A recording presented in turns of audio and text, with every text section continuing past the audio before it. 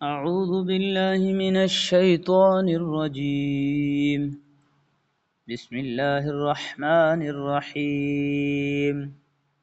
ألف لام ميم. الف لام میم. مختلف صورتوں کے شروع میں یہ حروف اسی طرح الگ الگ نازل ہوئے تھے. ان کو حروف مقطعات کہتے ہیں، اور صحیح بات یہ ہے کہ ان کا ٹھیک ٹھیک مطلب اللہ تعالیٰ کے سوا کسی کو معلوم نہیں.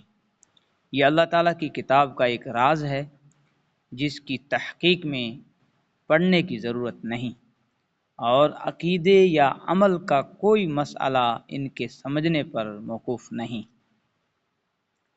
ذالک الکتاب لا ریب فیہ ھدی للمتقین. یہ کتاب ایسی ہے کہ اس میں کوئی شک نہیں، یہ ہدایت ہے ان ڈر رکھنے والوں کے لیے. یعنی اس کتاب کی ہر بات کسی شک و شبہ کے بغیر درست ہے. انسان کی لکھی ہوئی کسی کتاب کو 100% شک سے بالا تر نہیں سمجھا جا سکتا، کیونکہ انسان کتنا ہی بڑا عالم ہو اس کا علم محدود ہوتا ہے، اور اکثر اس کی کتاب اس کے ذاتی گمان پر مبنی ہوتی ہے. لیکن چونکہ یہ کتاب اللہ تعالیٰ کی ہے جس کا علم لامحدود بھی ہے اور 100% یقینی بھی، اس لیے اس میں کسی شک کی گنجائش نہیں. کسی کو شک ہو تو یہ اس کی نا سمجھی کی وجہ سے ہوگا. کتاب کی کوئی بات شبہ والی نہیں. اگرچہ قرآن کریم نے صحیح راستہ ہر ایک کو دکھایا ہے، خواہ وہ مومن ہو یا کافر، اس لیے اس معنی کے لحاظ سے اس کی ہدایت سب کے لیے ہے. لیکن نتیجے کے اعتبار سے دیکھا جائے تو اس ہدایت کا فائدہ انہی کو پہنچتا ہے جو اس کی بات کو مان کر اس کے تمام احکام اور تعلیمات پر عمل کریں.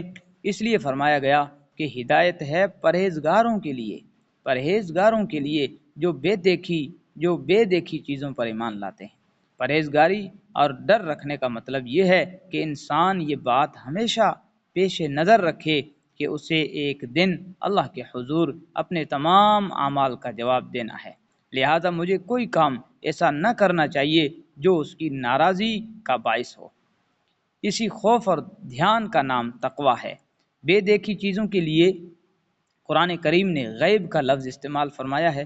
اس سے مراد وہ چیزیں ہیں جو آنکھوں سے دکھائی نہیں دیتی، نہ ہاتھ سے چھو کر یا ناک سے سونگھ کر انہیں محسوس کیا جا سکتا ہے، بلکہ وہ صرف اور صرف اللہ تعالیٰ کی وحی کے ذریعے معلوم ہوتی ہیں.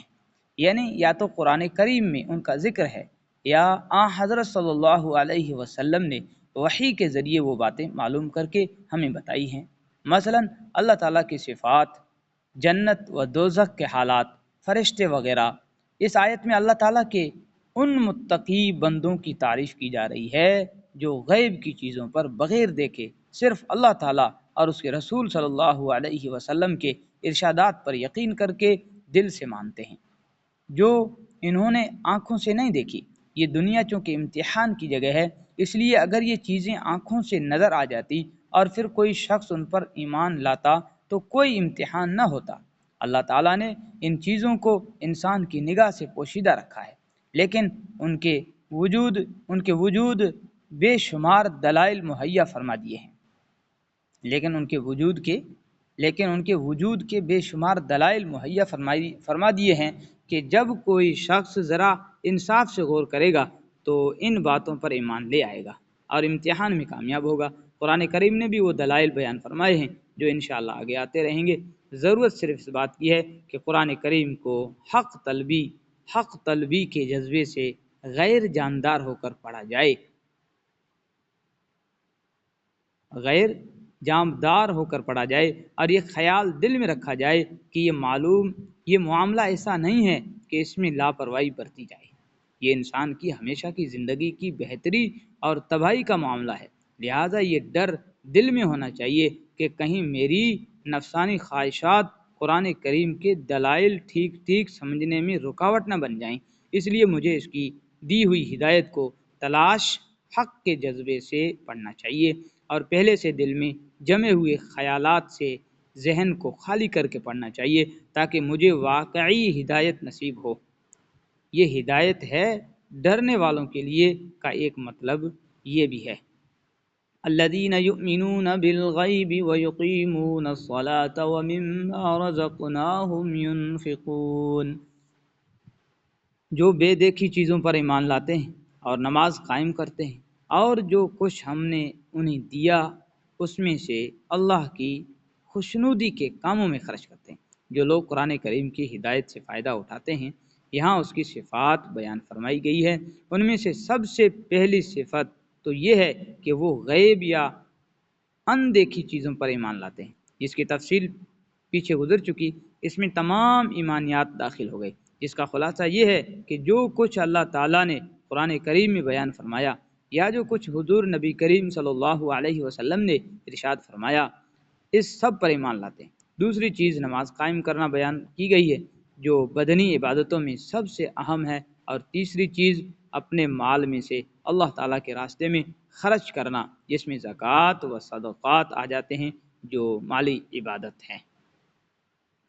والذین یؤمنون بما انزل الیک وما انزل من قبلک وبالآخرۃ هم یوقنون، اور جو اس وحی پر بھی ایمان لاتے ہیں جو آپ پر اتاری گئی اور اس پر بھی جو آپ سے پہلے اتاری گئی، اور آخرت پر وہ مکمل یقین رکھتے ہیں، یعنی اس بات پر ایمان رکھتے ہیں کہ جو وحی حضور اکرم صلی اللہ علیہ وسلم پر اتاری گئی وہ بھی بالکل سچی ہے، اور جو آپ سے پہلے انبیاء کرام علیہم السلام مثلا حضرت موسیٰ، حضرت عیسیٰ علیہ السلام وغیرہ پر نازل کی گئی تھی وہ بھی بالکل سچی تھی، اگرچہ بعد میں لوگوں نے اسے ٹھیک محفوظ نہ رکھا بلکہ اس میں تحریف کر دی۔ اس آیت میں اس طرف اشارہ بھی کر دیا گیا کہ وحی کا سلسلہ حضور اکرم صلی اللہ علیہ وسلم پر ختم ہو گیا۔ آپ صلی اللہ علیہ وسلم کے بعد کوئی ایسا شخص پیدا نہیں ہوگا جس پر وحی آئے یا اسے پیغمبر بنایا جائے، کیونکہ یہاں اللہ تعالیٰ نے صرف حضرت صلی اللہ علیہ وسلم پر نازل ہونے والی وحی اور آپ سے پہلے کے انبیاء علیہم السلام پر نازل ہونے والی وحی کا ذکر فرمایا ہے، آپ کے بعد کی کسی وحی کا ذکر نہیں فرمایا۔ اگر آپ کے بعد بھی کوئی نیا پیغمبر آنے والا ہوتا یا اس کی وحی پر ایمان لانا ضروری ہوتا تو اس کو بھی یہاں بیان فرمایا جاتا، جیسا کہ پچھلے پیغمبروں سے یہ عہد لیا گیا تھا کہ آپ حضرات کے بعد حضور نبی کریم صلی اللہ علیہ وسلم تشریف لانے والے ہیں، آپ کو ان پر بھی ایمان رکھنا ہوگا۔ دیکھیے قرآن کریم سورہ آل عمران آیت نمبر 81۔ آخرت سے مراد وہ زندگی ہے جو مرنے کے بعد حاصل ہوگی اور جو ہمیشہ کے لیے ہوگی، اور اس میں ہر بندے کو دنیا میں کیے ہوئے اعمال کا حساب دینا ہوگا، اور اسی کی بنیاد پر یہ فیصلہ ہوگا کہ وہ جنت میں جائے گا یا جہنم میں۔ اگرچہ یہ آخرت بھی غیب یعنی اندیکھی چیزوں میں شامل ہے جس پر ایمان لانے کا ذکر سب سے پہلے کیا گیا تھا، لیکن آخر میں اسے علیحدہ کر کے خصوصی اہمیت کے ساتھ ذکر کیا گیا۔ شاید اس کی وجہ یہ ہے کہ آخرت کا عقیدہ ہی در حقیقت انسان کی سوچ اور اس کی عملی زندگی کو صحیح راستے پر رکھتا ہے۔ جو انسان یہ یقین رکھتا ہو کہ ایک دن مجھے اللہ کے سامنے پیش ہو کر اپنے ہر عمل کا جواب دینا ہے، وہ کسی گناہ یا جرم کے ارتکاب پر کبھی ڈھٹائی کے ساتھ آمادہ نہیں ہوگا۔ اولئک علی ھدی من ربہم واولئک ھم المفلحون، یہ ہیں وہ لوگ جو اپنے پروردگار کی طرف سے صحیح راستے پر ہیں، اور یہی وہ لوگ ہیں جو فلاح پانے والے ہیں یعنی کامیاب ہونے والے ہیں۔ ان الذين كفروا سواء عليهم انذرتهم ام لم تنذرهم لا يؤمنون، بے شک وہ لوگ جنہوں نے کفر اپنا لیا ان کے حق میں دونوں باتیں برابر ہیں، چاہے آپ ان کو ڈرائیں یا نہ ڈرائیں وہ ایمان نہیں لائیں گے۔ یہاں ان کافروں کا ذکر ہو رہا ہے جنہوں نے یہ طے کر لیا تھا کہ چاہے کتنے واضح اور روشن دلائل ان کے سامنے پیش آ جائیں وہ کبھی حضرت صلی اللہ علیہ وسلم کی دعوت پر ایمان نہیں لائیں گے۔ حضرت عبداللہ بن عباس رضی اللہ عنہ نے اس آیت کی تفسیر میں فرمایا کہ یہ وہ لوگ ہیں جو کفر پر اڑ گئے ہیں۔ ترجمے میں کفر اپنا لیا ہے کہ الفاظ اسی مفہوم کو ادا کرنے کے لیے استعمال کیے گئے ہیں۔ ڈرانا انذار کا ترجمہ کیا گیا۔ قرآن کریم نے انبیاء کرام علیہ السلام کی دعوت کو بکثرت ڈرانے سے تعبیر کیا، کیونکہ انبیاء کرام علیہ السلام لوگوں کو کفر اور بدعمالیوں کے برے انجام سے ڈراتے ہیں، لیکن جن لوگوں نے تہیہ کر رکھا ہے کہ کوئی بات ماننی ہی نہیں، ان کو برے انجام سے ڈرائیں یا نہ ڈرائیں، وہ ایمان نہیں لائیں گے۔ ختم اللہ علی قلوبہم وعلی سمعہم وعلی ابصارہم غشاوۃ ولہم عذاب عظیم۔ اللہ نے ان کے دلوں پر اور ان کے کانوں پر مہر لگا دی، اور ان کی آنکھوں پر پردہ پڑا ہوا ہے، اور ان کے لیے زبردست عذاب ہے۔ اس آیت میں یہ واضح فرمایا گیا کہ ضد اور ہٹ دھرمی بڑی خطرناک چیز ہے۔